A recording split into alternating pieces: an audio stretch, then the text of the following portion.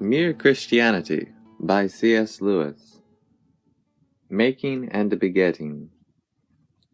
Everyone has warned me not to tell you what I am going to tell you in this last book. They all say, the ordinary reader does not want theology. Give him plain, practical religion. I have rejected their advice. I do not think the ordinary reader is such a fool. Theology means the science of God, and I think any man who wants to think about God at all would like to have the clearest and most accurate ideas about him which are available. You are not children. Why should you be treated like children? In a way, I quite understand why some people are put off by theology. I remember once when I had been giving a talk to the RAF, an old, hard-bitten officer got up and said, "I've no use for all this stuff, but mind you, I'm a religious man too. I know there's a God. I've felt him, out alone in the desert at night, the tremendous mystery, and that's just why I don't believe all your neat little dogmas and formulas about him. To anyone who's met the real thing, they all seem so petty and pedantic and unreal." Now, in a sense, I quite agreed with that man. I think he had probably had a real experience of God in the desert. And when he turned from that experience to the Christian creeds, I think he was really turning from something real to something less real. In the same way, a man who has once looked at the Atlantic from the beach, and then goes and looks at a map of the Atlantic, he also will be turning from something real to something less real, turning from real waves to a bit of colored paper. But here comes the point.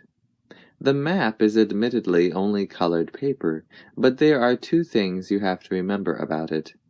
In the first place, it is based on what hundreds and thousands of people have found out by sailing the real Atlantic. In that way, it has behind it masses of experience just as real as the one you could have from the beach. Only, while yours would be a single glimpse, the map fits all those experiences together. In the second place, if you want to go anywhere, the map is absolutely necessary. As long as you are content with walks on the beach, your own glimpses are far more fun than looking at a map. But the map is going to be more use than walks on the beach if you want to get to America. Now, theology is like the map. Merely learning and thinking about the Christian doctrines, if you stop there, is less real and less exciting than the sort of thing my friend got in the desert. Doctrines are not God, they are only a kind of map. But that map is based on the experience of hundreds of people who really were in touch with God. Experiences compared with which any thrills or pious feelings you and I are likely to get on our own are very elementary and very confused. And secondly, if you want to get any further, you must use the map. You see, what happened to that man in the desert may have been real and was certainly exciting, but nothing comes of it. It leads nowhere. There is nothing to do about it. In fact, that is just why a vague religion, all about feeling God and nature and so on, is so attractive. It is all thrills and no work, like watching the waves from the beach. But you will not get to Newfoundland by studying the Atlantic that way, and you will not get eternal life by simply feeling the presence of God in flowers or music. Neither will you get anywhere by looking at maps without going to sea, nor will you be very safe if you go to sea without a map. In other words, theology is practical, especially now. In the old days, when there was less education and discussion, perhaps it was possible to get on with a few very simple ideas about God, but it is not so now. Everyone reads, everyone hears things discussed. Consequently, if you do not listen to theology, that will not mean that you have no ideas about God. It will mean that you have a lot of wrong ones, bad, muddled, out-of-date ideas. For a great many of the ideas about God which are trotted out as novelties today are simply the ones that real theologians tried centuries ago and rejected. To believe in the popular religion of modern England is retrogression, like believing the earth is flat.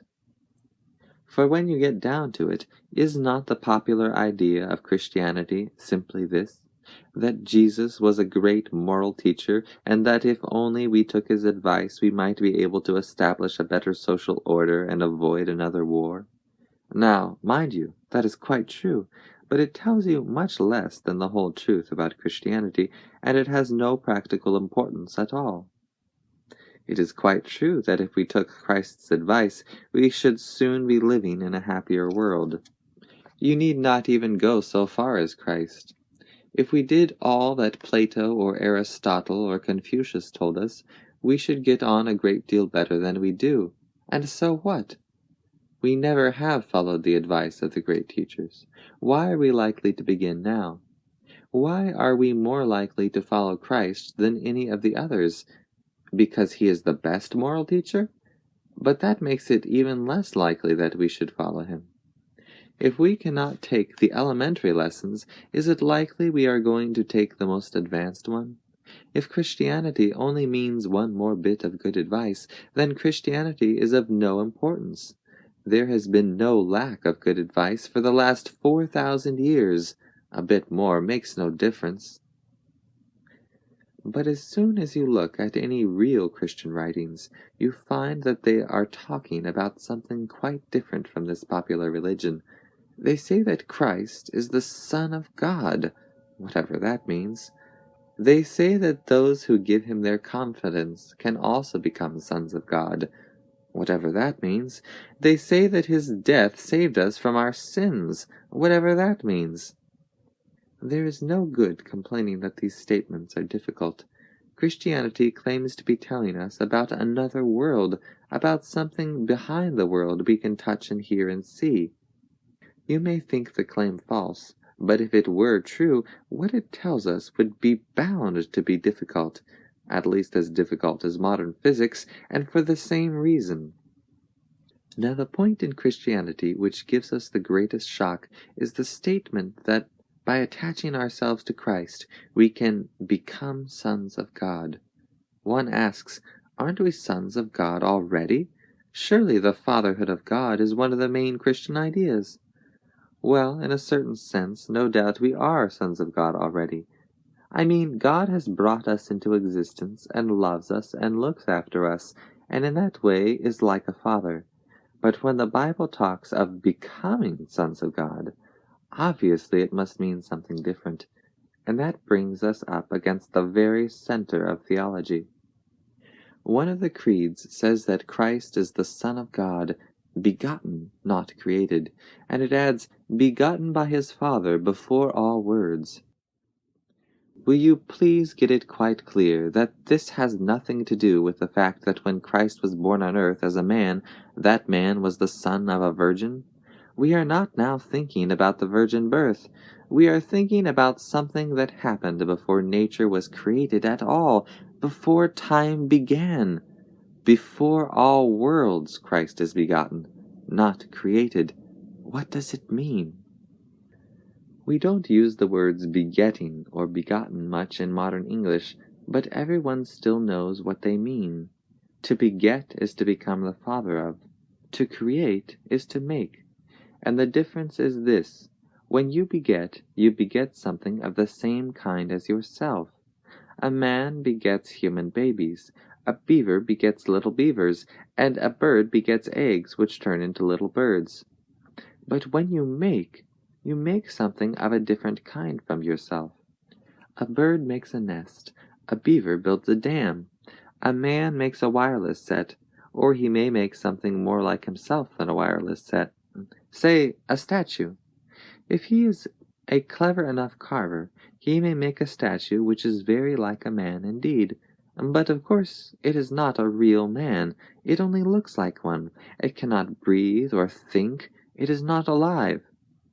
Now that is the first thing to get clear. What God begets is God, just as what man begets is man. What God creates is not God, just as what man makes is not man. That is why men are not sons of God in the sense that Christ is. They may be like God in certain ways, But they are not things of the same kind. They are more like statues or pictures of God. A statue has the shape of a man, but is not alive. In the same way, man has, in a sense I am going to explain, the shape or likeness of God, but he has not got the kind of life God has. Let us take the first point, man's resemblance to God, first. Everything God has made has some likeness to himself. Space is like him in its hugeness, not that the greatness of space is the same kind of greatness as God's, but it is a sort of symbol of it, or a translation of it into non-spiritual terms. Matter is like God in having energy, though again, of course, physical energy is a different kind of thing from the power of God. The vegetable world is like him because it is alive, and he is the living God. But life, in this biological sense, is not the same as the life there is in God. It is only a kind of symbol or shadow of it. When we come on to the animals, we find other kinds of resemblance in addition to biological life. The intense activity and fertility of the insects, for example, is a first dim resemblance to the unceasing activity and the creativeness of God. In the higher mammals, we get the beginnings of instinctive affection. That is not the same thing as the love that exists in God, but it is like it, rather in the way that a picture drawn on a flat piece of paper can nevertheless be like a landscape. When we come to man, the highest of the animals, we get the completest resemblance to God which we know of. There may be creatures in other worlds who are more like God than man is, but we do not know about them. Man not only lives, but loves and reasons. Biological life reaches its highest known level in him. But what man in his natural condition has not got is spiritual life, the higher and different sort of life that exists in God. We use the same word life for both, but if you thought that both must therefore be the same sort of thing, that would be like thinking that the greatness of space and the greatness of God were the same sort of greatness. In reality, the difference between biological life and spiritual life is so important that I am going to give them two distinct names. The biological sort which comes to us through nature, and which, like everything else in nature, is always tending to run down and decay, so that it can only be kept up by incessant subsidies from nature in the form of air, water, food, etc., is bios. The spiritual life which is in God from all eternity, and which made the whole natural universe, is Zoe. Bios has, to be sure, a certain shadowy or symbolic resemblance to Zoe, but only the sort of resemblance there is between a photo and a place, or a statue and a man. A man who changed from having Bios to having Zoe would have gone through as big a change as a statue which changed from being a carved stone to being a real man.